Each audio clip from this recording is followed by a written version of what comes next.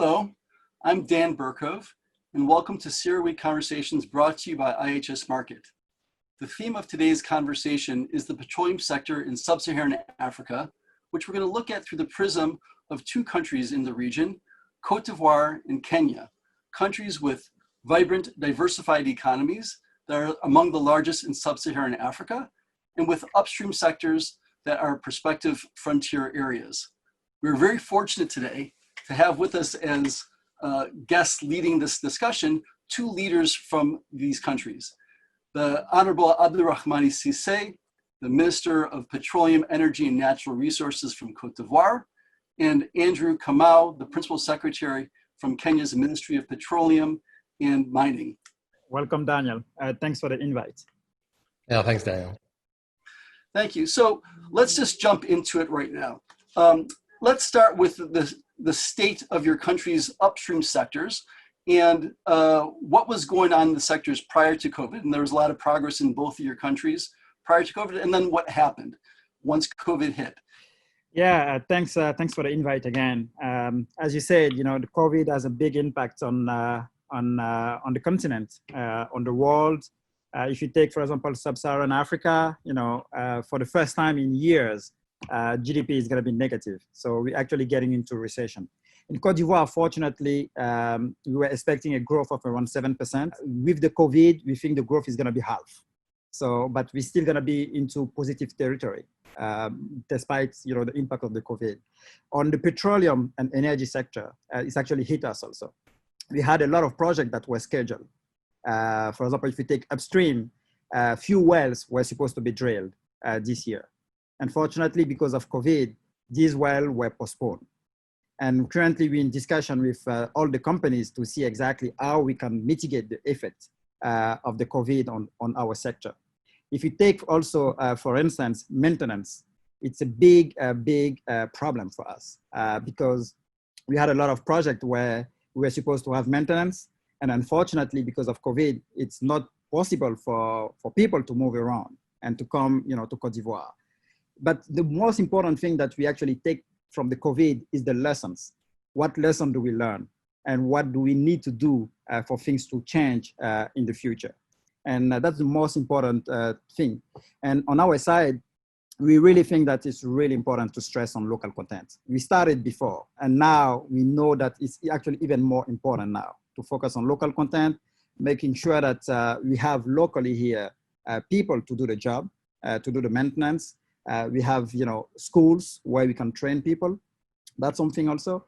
And then the second thing is capacity storage, because during the COVID, we noticed that it was really important to have storage. And at some point, we wanted to buy oil for our reserves. We were not able to do that. So storage infrastructure is also really critical. So we continue the discussion with all the companies that are here, all the upstream E&P companies, all the energy companies. And things are getting back to normal. Things are getting back to normal. We're quite positive. Even with the COVID, Qatar Petroleum enters into 2 blocks in Côte d'Ivoire. That actually show that, even with the COVID,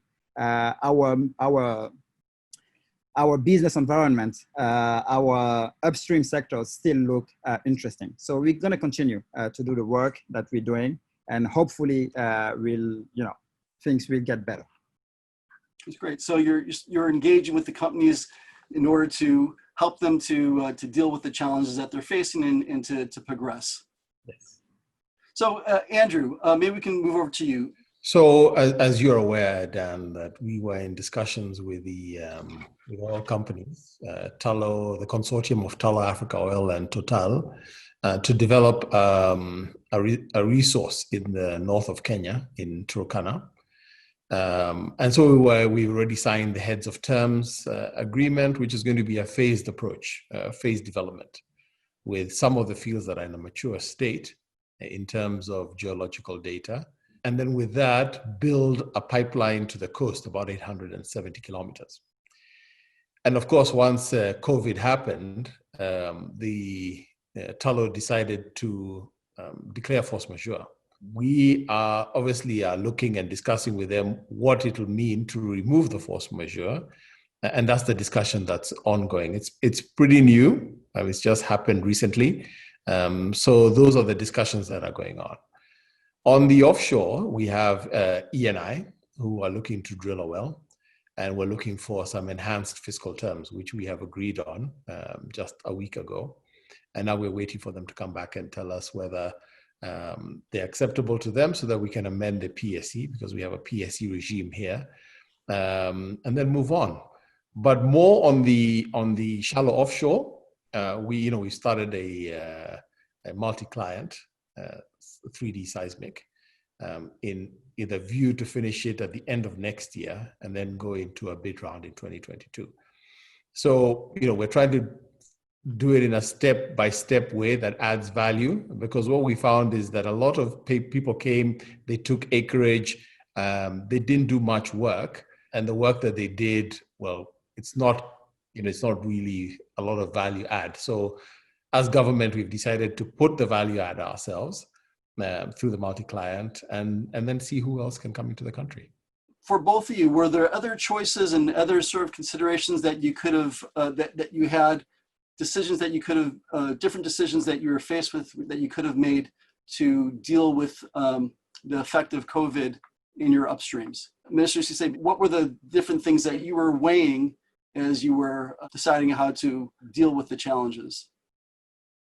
I mean, most important thing is, there is no free lunch. So if a company has an interest to do something, they will do it. When they decide to postpone or to change their investment plan, basically mean that things have changed. So what we decided to do here was really to sit down with every single company that's in Côte d'Ivoire and see exactly what we can do in order to move forward. So for example, there were wells that were already set up, that were scheduled to be drilled.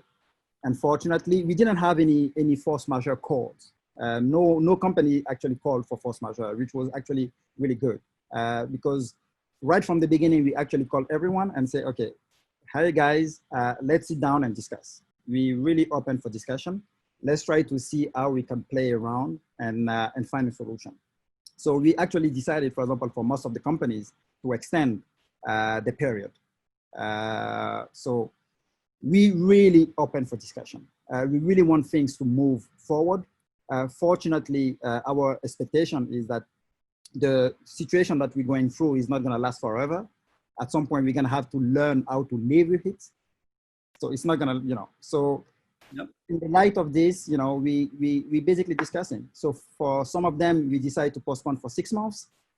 For some of them, for longer term, depending on where they actually stand in the country.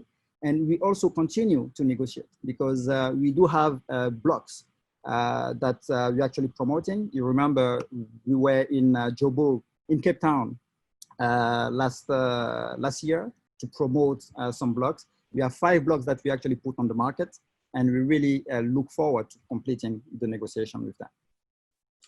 And are these negotiations continuing, and are you continuing to still see interest in them? We have interest, firm interest on these blocks. And now it's a matter of negotiating the PSCs. Okay, great. Andrew, so for you, you had a number of alternative approaches to dealing with the challenges that you're facing. How did you choose to take the approach that you ended up taking? Look, actually, we didn't really have many different options, because you have to understand, by the time COVID-19 came in, there were a couple of things that were happening. Of course, you had the Russians and the Saudis with the discounting that happened and the reduction of oil prices. So that was one event. And by the time you recovered from that, then you had the COVID cases. Up to that point, we were out in the banks looking at a project finance transaction to build a pipeline. And the tenders were going out for EPC and also the upstream side of it. We'd done the environmental impact assessment. We were in an advanced stage.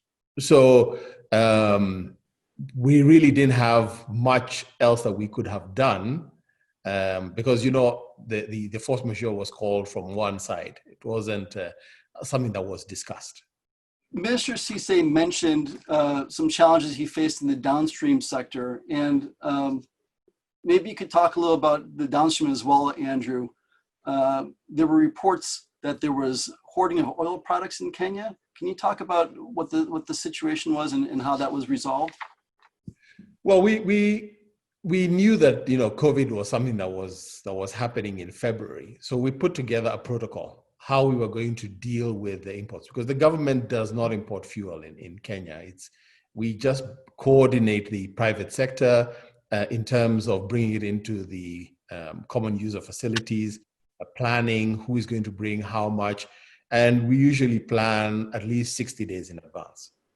And we needed to make sure that there's continuity. So how are we going to meet in terms of the tenders? How are the tenders going to be submitted? How are they going to be opened? How are they going to be awarded? How are we going, in the case of when products can't be transported by road, how was that going to look like? I mean, what were we going to do? Because it's on the pipeline system, but from the pipeline system, the last mile, if there was going to be a lockdown, what is it going to look like? How are we going to get fuel to those people? If there was going to be a lockdown, what kind of a lockdown was it going to be? Is it full cessation? Does that mean that the volume that we import is less? And these were the things that people needed to grapple on their own as to what was going to happen. Yeah. Of course, there was a lot of demand from the industry saying, it's such a low oil price, why don't you hedge it? But Dan, with all these things, if you have a crystal ball, then it's much easier to manage these things. And the hardest thing was to convince people that do nothing is an option. Just wait and see what happens. And I think that was one of the hardest things. So that was in February. In March, we had our first case, and then we had the lockdown. But the lockdown was not as severe as we thought, because don't forget, as Kenya, we also have to consider our neighboring countries that are landlocked, Uganda, Rwanda, Eastern Congo, South Sudan, who all their products come through Kenya. So we have to also try and manage that supply balance. Some companies got it right.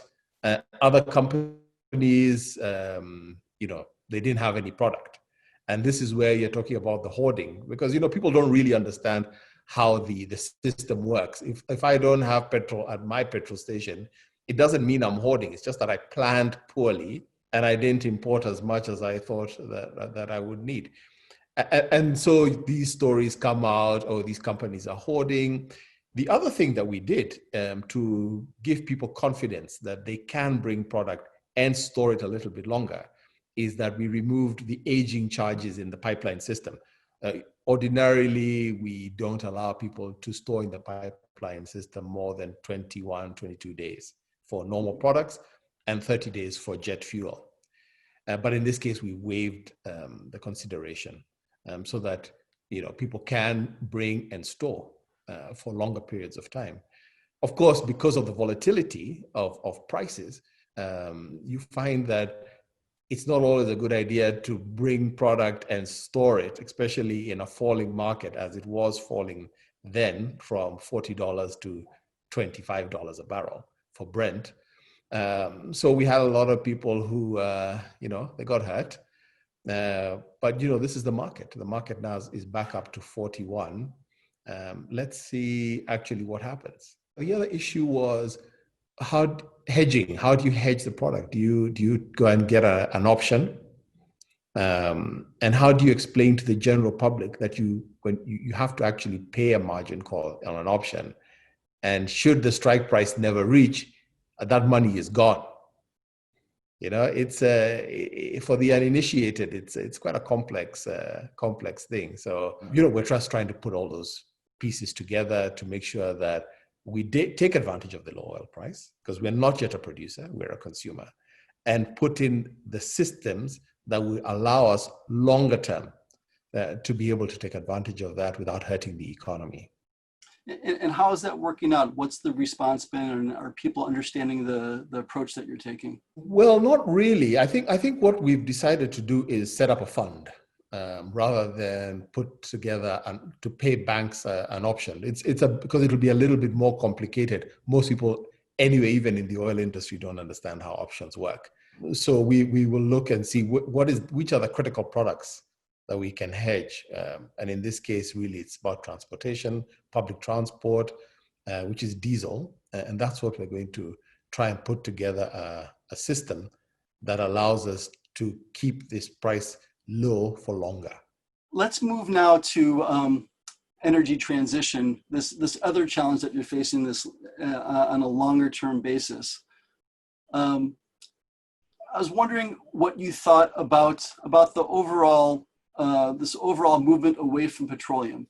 Obviously, to work towards decarbonization is a noble and an important cause. In Africa, where there's a context of trying to, an urgency to industrialize very quickly, and there's also this massive lack of access to energy. 600 million people is a number which is just hard to grasp.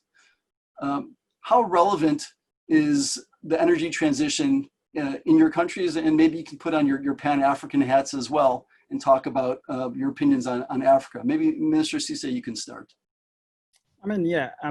Energy transition is really key. And but on top of that, we live in a continent where price of electricity is really important also. So yes, we need to do energy transition, but we really need to keep an eye on the price and the tariff of electricity so that people can really afford it.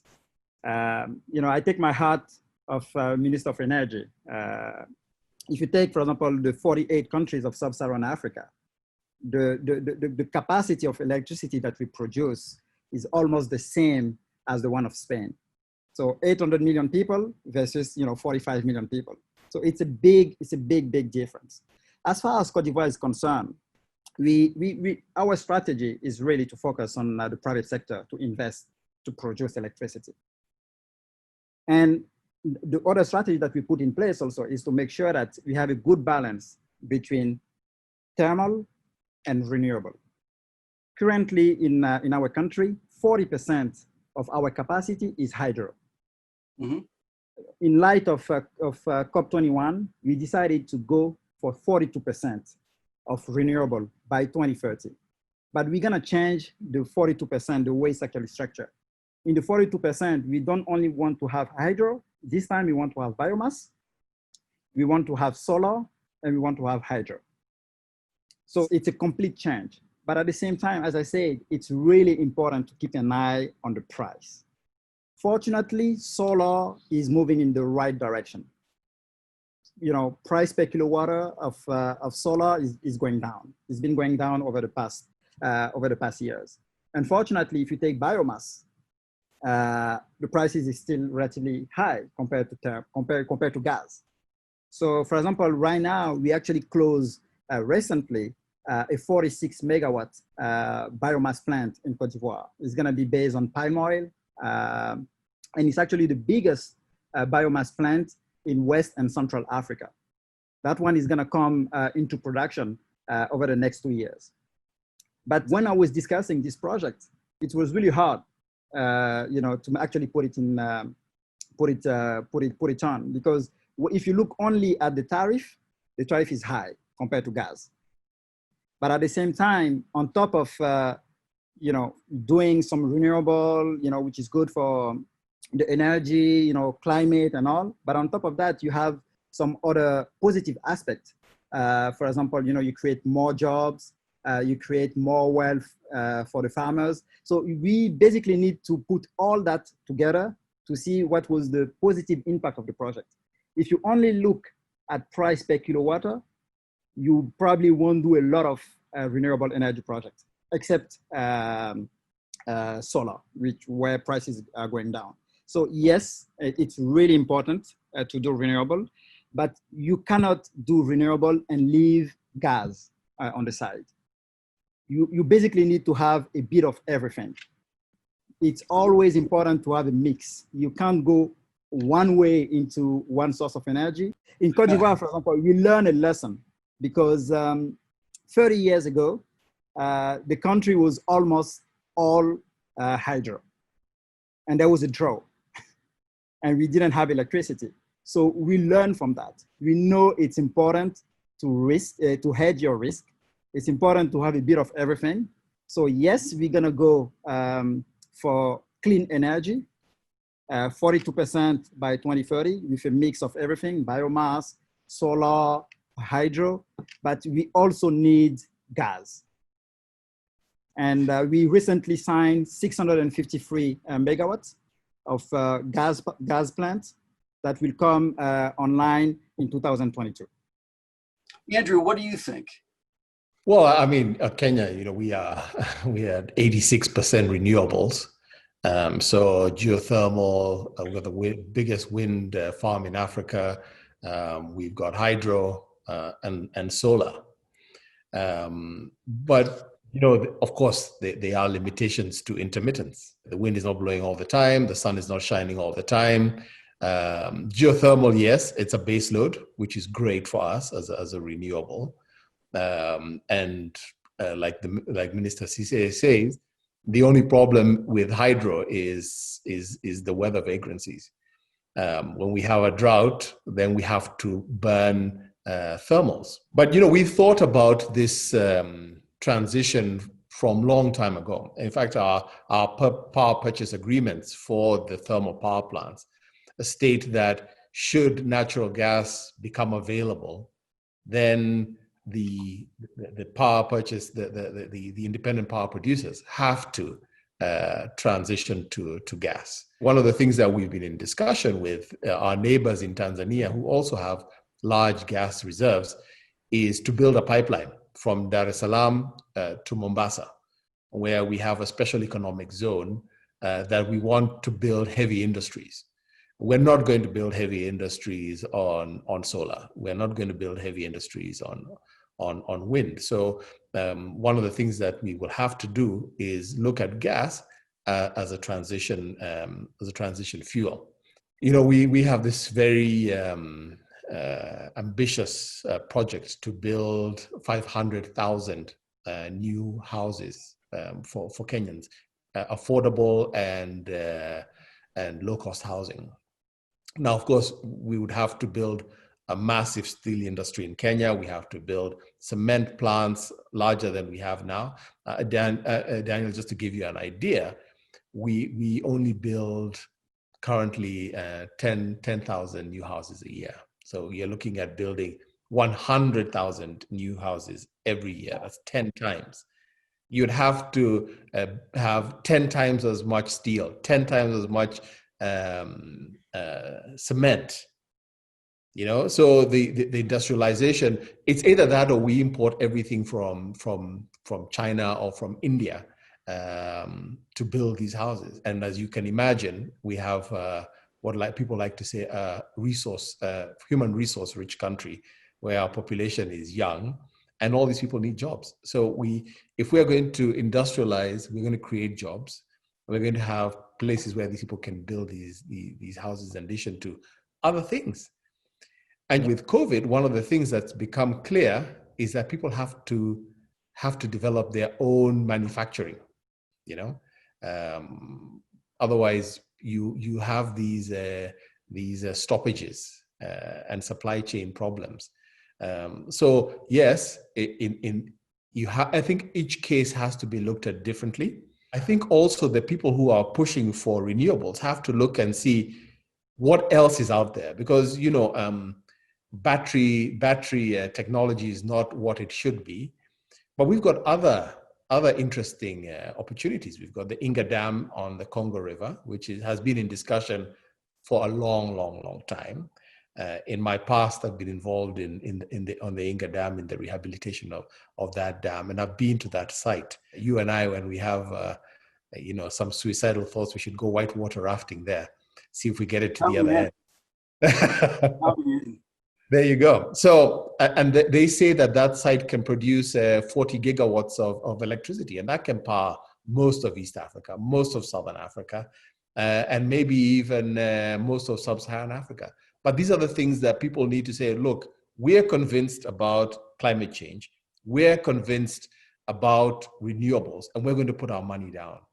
It's one thing to say, well, we're convinced about it, but nothing happens. You've seen, it's telling that Japan is going to build, I think the number was some outrageous number, like 22 coal-fired power plants, you know, because they're moving away from nuclear. Germany's just,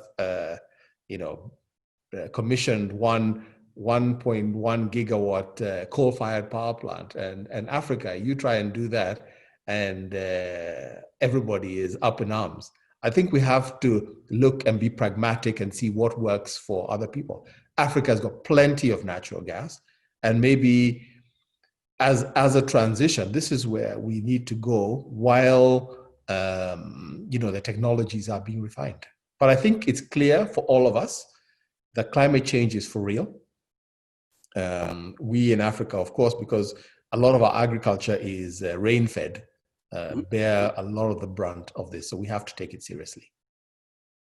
So it sounds like we all agree on the general trajectory that the energy transition is an important and necessary thing, but to have it applied dogmatically isn't necessarily the best way. You want to go there gradually, incrementally, with the balance of real pressing interests taken into consideration, so that the transition is done in a proper way that helps the environment and also supports people's livelihoods. You mentioned manufacturing, and Minister Cisse, you spoke about local content before. I want to move over to the African Continental Free Trade Agreement, which was supposed to enter into operation a week ago, but it looks like it's now going to take place, and that's going to take place in January. Maybe you can talk about it. I mean, I'd like to know what your thoughts are for what the implications are of the agreement for the petroleum sectors, and maybe some of this manufacturing, and ensuring that the supply chains are protected during the times of crises. Maybe Minister Cisse, you can begin. I mean, we all know and we all agree that regional integration is key. It's really important to have one market, and that new agreement is actually creating that market, a market of more than 1 billion people, a market of more than $2.5 trillion of GDP. It's obvious. Everyone agrees on that. Unfortunately, it took a lot of time to actually materialize. I think now we're in the process of really creating that market. Of course, you have a lot of challenges. Definitely, you have challenges, and when you look at what happened with COVID, it's actually stressed again on the fact that we really need to have our own market. We really need to manufacture a product locally. As I said, for example, for maintenance, it was really tough because we couldn't import some of the stuff that we needed in some of our power plants and some other areas. So we really need to really have and manufacture a product locally. Do we have some challenges? Yes. And one of them is infrastructure. Because if you really want to be able to move product from one African country to another, you need to make sure that infrastructure is there. It's sometimes more difficult to move goods between two African countries than to import it from China, from the US, or from Europe. It doesn't make sense. If you look at the World Bank report, they actually say that we have a gap of around $100 billion in terms of financing needs for infrastructure in Africa. We need to finance it. If we don't finance the gap in infrastructure, the free trade agreement won't really happen in reality. Second thing is the impact on fiscal resources.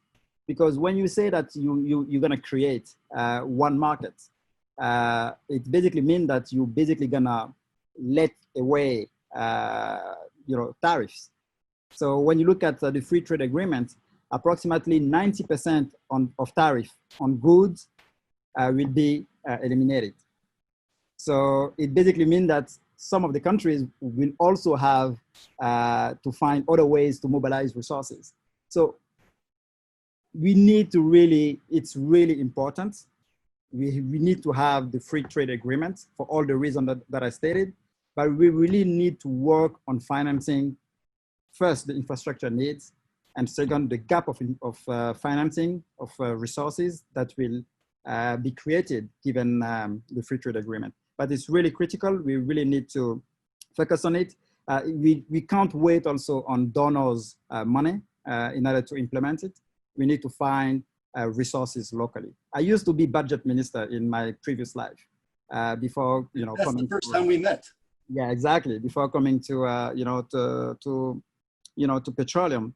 If you look at, how much we collect as Africa, in terms of, fiscal resources compared to the GDP, it's around 15 to 17%, 1.5 to 1.7% of GDP that we collect.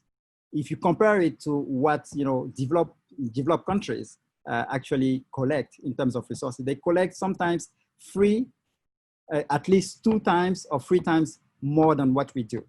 We won't be able to finance our infrastructure. We won't be able to really put in place, the free trade agreement if we don't work on resource mobilization to actually finance infrastructure. Thank you, Minister Cisse. Andrew, your thoughts, please? Well, Kenya was one of the first countries to ratify the free trade agreement. And we are convinced, our president he's a Pan-Africanist. He's always talking about, and this is about what we can do with our neighbors, what more we can do with our neighbors. And that's why, like I told you, Dan, one of the things that we are seriously considering and is in the process of negotiation is the gas pipeline from Tanzania. They've got gas. We've got the consumption here. They can develop their gas industry on our manufacturing industry. It's a win-win for all of us. We'll manufacture, they'll give us the gas. If we all profit, then we build the standard of living for everybody. I think part of the problem that has been is that African countries are suspicious of each other. What if these guys prosper? Then what happens to us? Well, they come and overrun us. But it's never that's never the case, because we are comfortable in this area. If for example, Kenya becomes prosperous, the population gets prosperous, the easiest place for us to invest is other African countries. It makes more sense for us. We understand the culture. We understand what's available to us. So everybody benefits. But like the minister says, one of the things that is really lacking is the cost. If you move a freight container from China to Mombasa, and you move the same container from Mombasa to Kampala, it's double the price. Wow. Yeah, it's expensive, and it's a question of first of all volumes. It's a question of the cost of the infrastructure that needs to get paid back. It's just efficiencies. But this is the place actually to invest. If you look at all the things that will need to be done, most of the minerals are in Africa. The young population is in Africa. The ability to generate power, to manufacture, is here on the continent. Wages. But like the minister says, one of the things that we also have to is we have to bring value adding. That's the only way you create revenue. If you have hired 10,000 people who earn $2 a day, yes, they're busy all day, but as a government, how much tax do you really collect? And I think one of the things that this free trade area agreement will do is each country will have to think, where am I most competitive? Why should I have everything? Why should I have my own, every little industry in my country? If I am competitive on one thing, let me build that and be competitive, and let my neighbor who can do something else do that as well. We need to start thinking about what's our competitive advantage. For us, we have a port. Other people may have something else. And together, it's a huge market. East Africa alone, if we add Ethiopia into this population, we're looking at about 300 million people. As Andrew said, it's on top of the regional, like the big African trade. We also need to look at regional, collaboration. If you look, for example, in West Africa, we decided to create the West African Power Pool.